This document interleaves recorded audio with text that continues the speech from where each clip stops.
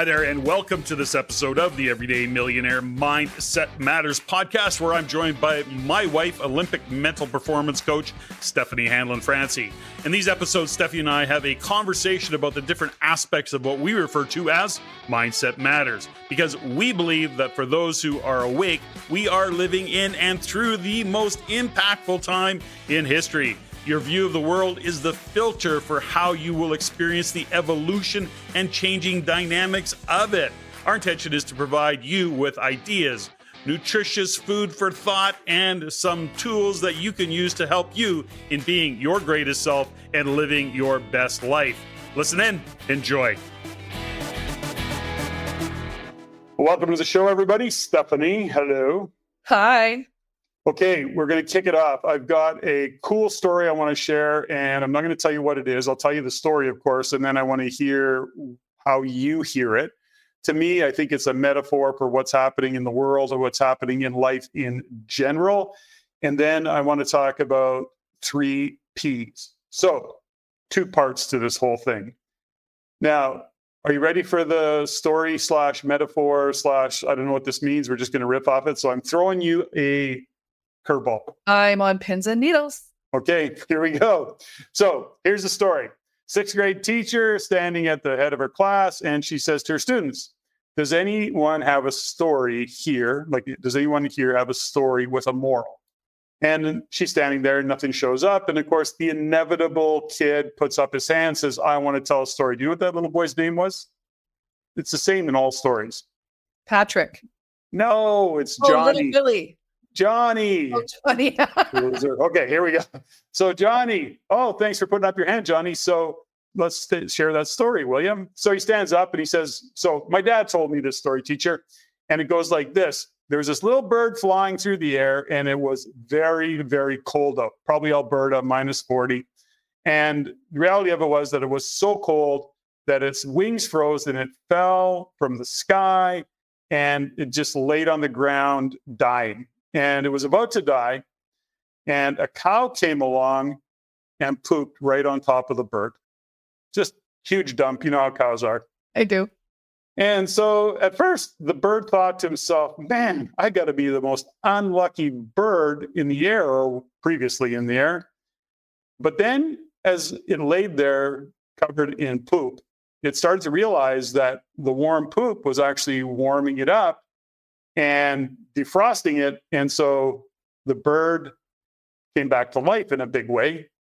And I was so happy that it started to sing really, really loud. It was just so full of joy, right? So much joy. And it was singing as loud as it possibly could to celebrate. Well, seemingly out of nowhere, a cat comes along, discovers this loud bird. It digs the bird out of the crap, and it ate the thing alive. Oh, no. Yeah, I know. That's what the teacher said. And the teacher looks at Johnny and says, I'm just not sure how this story is relevant to what I'm asking you. So what is the moral of this story? And the little boy looks at the teacher and says, well, the way my dad explained it is, first, remember this, Johnny, not everyone that shits on you is your enemy. Number 2, not everyone that gets you out of shit is your friend. And number 3, when you're in deep shit, you just keep your mouth shut. That is awesome. What's the moral of the story?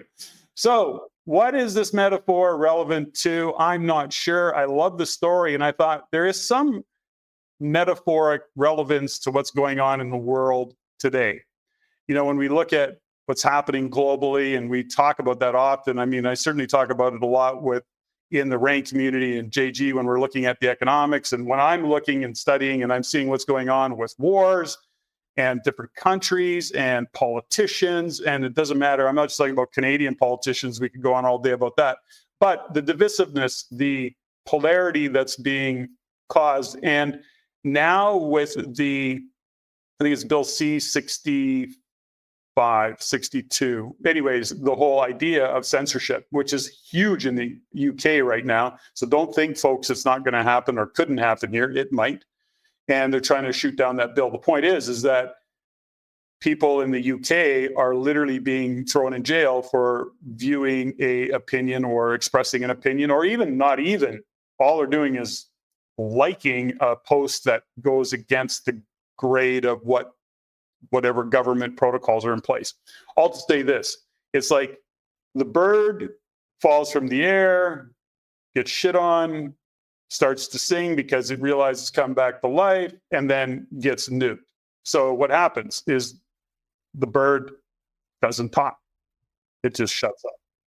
I don't know where I'm going with this metaphor, but I just thought maybe it fits there. But I was saying, oh, I'm going to throw Steffany a curveball, and with her profound wisdom, see what she takes out of that, if anything. And if nothing, we'll just move on and say that was a fun story.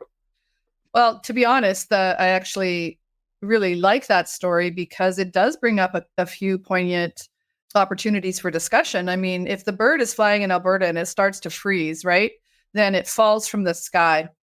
Think about it. How many times have we really shot for the stars? We go out, we try to make new deals, we, climb to new heights, and then something happens and we hit the ground. And we never know who's going to come around to help us. And in this case, it was the cow. And the cow came on and shot on the bird. Well, how many times have I seen a cow, a giant, cow patty in the back, in our back 40? Because I think there's a lot more negativity. And if you're going to learn, use the shit pile as negativity, yeah, the bird would be pretty upset.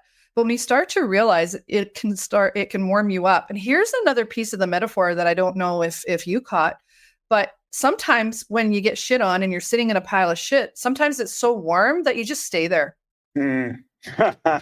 Well, interesting. That'll be a nice segue into the 3 Ps, perhaps. Okay. So got it. The last part, of course, the bird, comes out of the shit warm and happy and joyful and reaching for the stars again. And then the enemy comes and boom, eats it alive. So I think that, to me, resonates like with the tall poppy syndrome. So many people just want to stay average because the minute they rise up the head, like they say in Australia, that they come and chop off the poppy head because they want them all to be the exact same size, right? So when you're a tall poppy, or you're the crab, trying to crawl out of the bucket and the rest of the crabs are trying to pull you down, or the cat comes and eats you out of the pile of cow shit, we then can start to open up to what we've talked about a lot on this podcast, is the victim mindset. And you know what? That bird had a pretty good life. It pulled itself out, had some joy. And one of the things that really showed up for me this morning in my meditation is, we're all going to die of something. That was one of my mantras during the pandemic, is we're all going to die of something. Why would we, do things against our values just because we don't want to die or we want to be safe? But that bird, had a few minutes of joy, and maybe that cat was really hungry. So we don't know the rest of the story. Oh, you just turned that into a really nice story. So I had the same thought around the tall poppy theory or syndrome, whatever it's called. But what's interesting about all of this is, in business particularly, but in any time, I mean, the way to shut the naysayers and the negative individuals down, when if you're in shit, shut up. It's the best way to do that is when you're in shit, shut up. And the best, what is the word I'm looking for?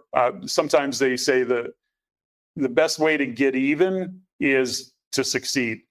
So in this case, the story that the bird is also could have been a metaphor for keep your mouth shut, get out of the shit you're in, count your blessings, and then fly away. Get back in the game, bird. Get back in the game, right? And so anyways, I just thought that was a fun and funny story, and I just thought I'd throw a little curveball because you didn't have any idea what I was going to throw at you. So good job, coach. No wonder you're an Olympic coach. So then on to the next topic.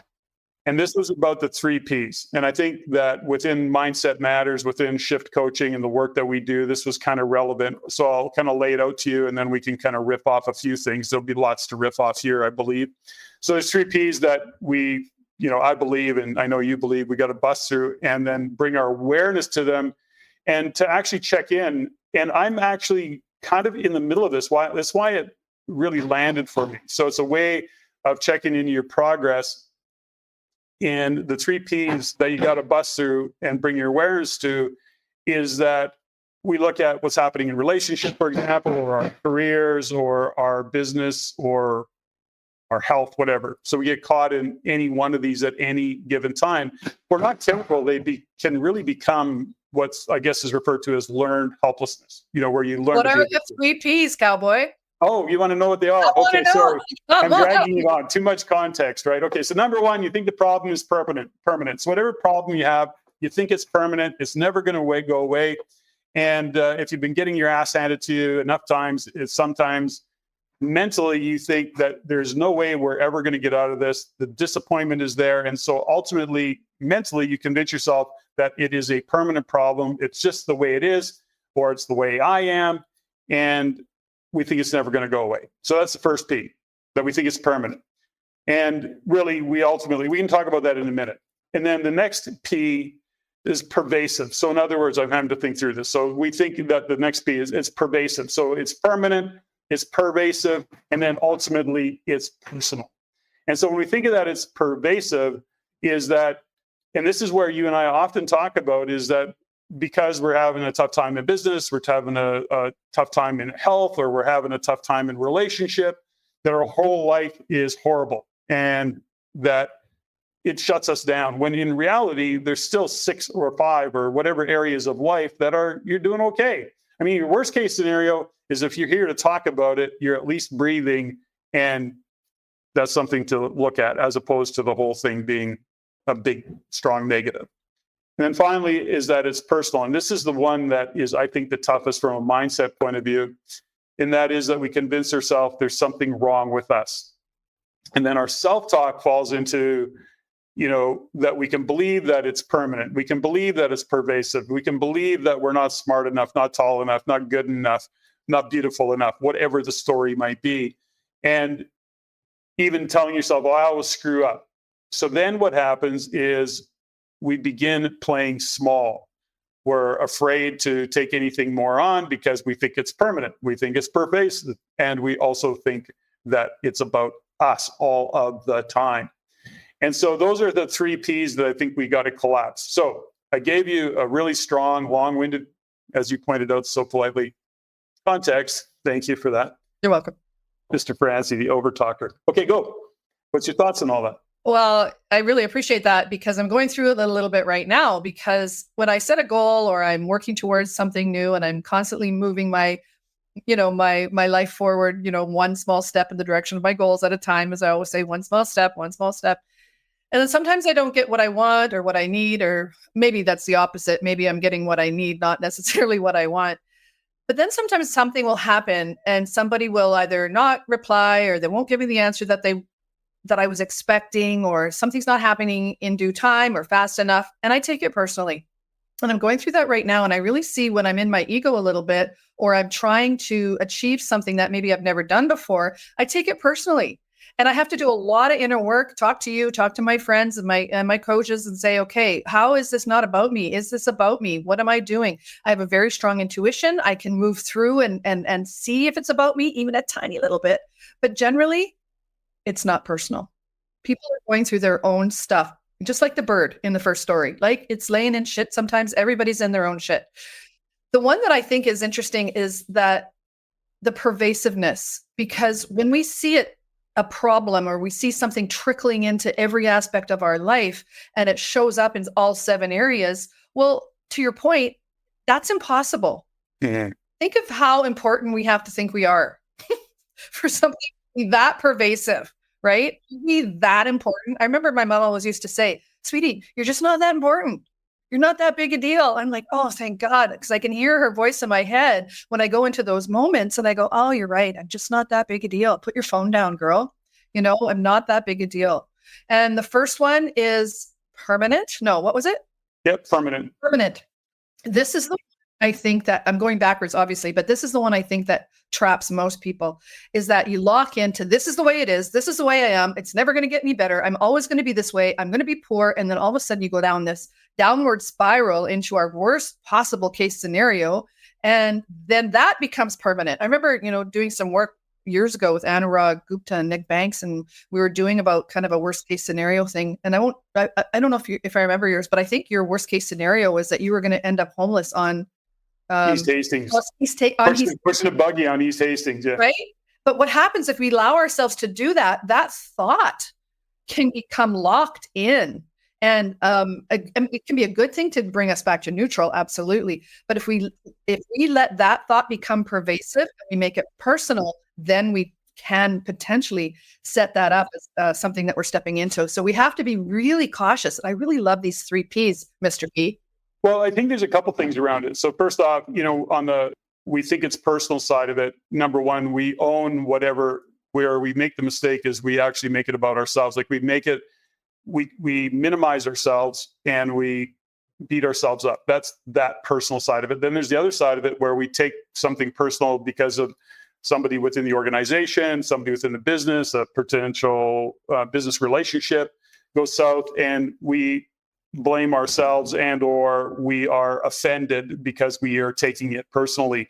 And as you and I have learned many times over the years, many times, countless actually, where we thought somebody was doing something to us, when we step back from it, just left it alone, go, no, it's not personal. Hard to believe it's not personal, but eventually we found out it was them, somebody else going through their crap, having their challenges, and it just went sideways. It had absolutely nothing to do with us. As a matter of fact, when we finally kind of come to conclusion with some of these scenarios, they were very clearly, it just happened and I'm sorry, I really wanted to do this, but this and this and this and X and Y and Z was happening at the time.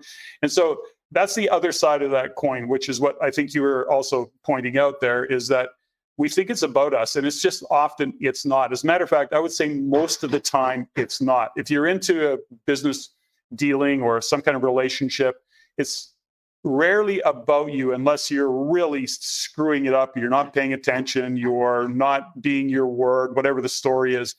Often it's on the other side of the scenario or the other side of the equation, which is the scenario that somebody else has got going on is stopping them from moving forward. That's what I'm discovering.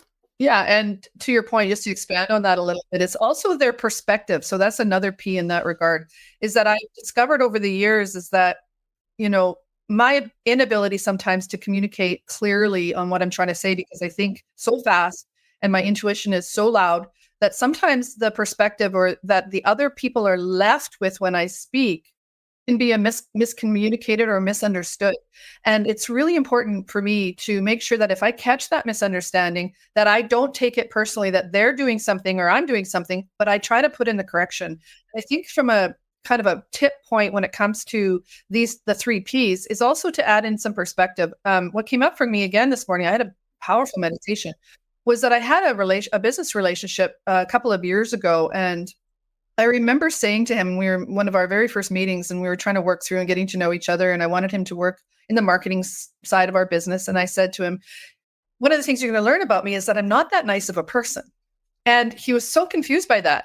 And what I was trying to say is that I'm not nice in the terms of I'm not a pushover. I understand business. I understand, what I'm looking for. I'm very clear. I can come across, quite assertive at times, but just know that I would rather be known as kind and generous and clear than being nice, because I have a business partner who's super nice and that was her role.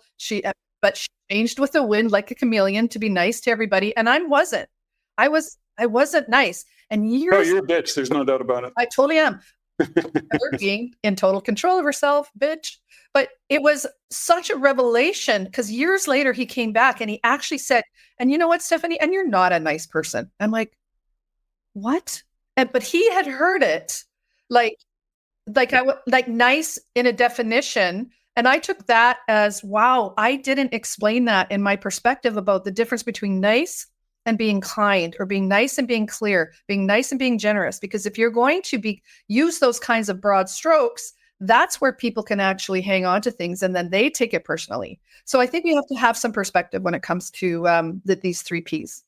Yeah, and I want to add to that, just that comment a little bit. I think the most difficult thing for most is to not take things personally. It's really hard when you're working with somebody who is just really clear and concise. They sound critical, and they may be critical, but it's not intended as a personal attack. They're just being direct. This is not what I want. This sucks. And maybe they could make it better, but this goes back to the old story of, even with your Olympic and world-class athletes, if the laces are untied, you don't walk and get, hey, you might want to consider, there's this thing I'm seeing, and, maybe you should do up your laces. I think just maybe that'll work better. No, it's, the technical coaches stand on the ice and go, tie up your goddamn shoes, get the laces done up, get back out there. Like, it's really direct, right? It's direct. Fuck. Yeah, exactly. Fuck. F-bombs all over the place. So, but to your point around perspective, I think that there's another P. Now we're up to 5 Ps. Oh my gosh, where are we going with this? When we've talked about this before, is that there is perception, but there is perspective, but that then shifts perception, right? So how we perceive something is based on our perspective of how we see the world. And, these now 5 Ps are all, again, is it permanent? Is it pervasive? Is it personal? It depends on your view, right? And sometimes you have to view the world through a different lens, through a different filter, from a different perspective, so that you can actually see it for what it is. And those are challenges. But I think all of this boils down to, number one, I think about all of this and where I find my own self-talk sometimes. I mean, really, in the past 5 years, we've faced some big headwinds. There's no doubt about it. It would be easy for me to go down the path and say, man, did you ever fuck up? Like, I could go down that path, and at times I do, but and I could literally shut down about it and or go, I'm done. We're retiring. This whole thing is over. I'm not doing this shit anymore. But it's not how I'm wired. I actually look at it and go, okay, resistance is futile. It makes me stronger. I'm going to continue to push. I'm going to continue to go forward. And if it's one small step or a half a step, at some point there'll be a breakthrough and it'll be 6 steps. I'm just going to continue going down the path. But if I didn't have the awareness, and this is where when we were talking about our shift coaching programs and the coaching that we do, it's not just about saying the words, it's about adopting and being that's part of your operating system, or it is your operating system. And as much as I've had to rewire my software over the years, it is now part of my own operating system, is to bring my awareness to what it is, to have the awareness to call myself out on some of my own negative self-talk, where I think it's pervasive, where I think it's permanent, where I think it's personal, where I then step back and I do shift my perspective. I do look at it differently. So I think that's an important part of it all. So we'll keep this one short. I just wanted to throw those curveballs at you. Anything you want to add to this before it's hilarious. I appreciate that, because I've been so buried in catching up after long weekends and travel and a busy summer and organizing for the next step. I'm taking it personally. You haven't been paying attention to me. I'm taking it personally. No, you do more than typically. Listen, folks, Steffany is the most amazing wife ever. Anyway, my point is that, yes, book recommendation in this regard, and we've done it before, is the 4 agreements. One of the big agreements is don't take anything personally. Don Miguel Ruiz, R-U-I-Z, I think, Don Miguel Ruiz. If you haven't read it, pick it up, read it, listen to it. It's so simple, but it's a powerful reminder as what are the agreements we make with ourselves. And I think the 4 or 5 Ps here really fits under that, and just wanted to remind people about the 4 agreements. And but not to take you off track, I'm going to throw you another curveball. If you're hearing this, by the time we get this out, we should have it ready, or keep your eye open. So I wrote a very long paper on the 7 areas of life. And we're going to make that a free download. It'll blow your socks off. It's it's actually quite detailed. And so we're going to make that a free download. And it is really impactful if you take the time to read it. We usually have had it in the past strictly as part of our coaching program, by the way. And we usually give it out to our attendees as a context for some of the work that they're going to be doing. So this is part of the pre-work. But I think it's such a great message, and I think it really is a great statement of where we come from, who we are, as well as part of the work that we do. So if it isn't in this particular segment or in this particular podcast, and I'm pretty sure it will be, keep an eye out, and we're going to get it to you, and you're going to love it. So anyways, 4 agreements and 7 areas of life. Well, thanks for that curveball, because now I got to come up with some more content for a shift, because we got at the end of October, we have our shift intensive coming up out on our property. That's true. Yeah. So now what am I going to do? What am I going to use for the opening? Yeah. Hey, listen, and let's face it, when it comes, content's never really the issue in this space. It's really how do you present it, and how do you connect the dots, and how do you make it impactful, and how do you get clients to actually shift their operating system, rewire the software, and do the work. So, you know what? Spot. And before we go, can we pull a Steffism? Okay, pull a Steffism. I gotta go. Hurry. Okay, hurry. All right. I'm just gonna pull one out of the box. Okay, ready? 5, 4, 3. This one's for you. Ready? These are such professional podcasts, aren't they? Okay, here we go. There are no answers, only decisions. Decide. That's yours. Decide. In gold. I only have 10 gold ones. Now this one's for me. There are no answers, only decisions. Decide. That's awesome. Okay. You love looking for answers. Mine is my favorite thing. Ask for what you want. You just might get it. There you go. Ask for what you want. You just might get it. Awesome. All right, hon. Thanks. We can use those. Everybody can use those. Thanks for listening. That was fun. Ladies and gentlemen, thank you for listening. If you found value in the podcast, please take the time to rate and review and share with others. Share with your friends.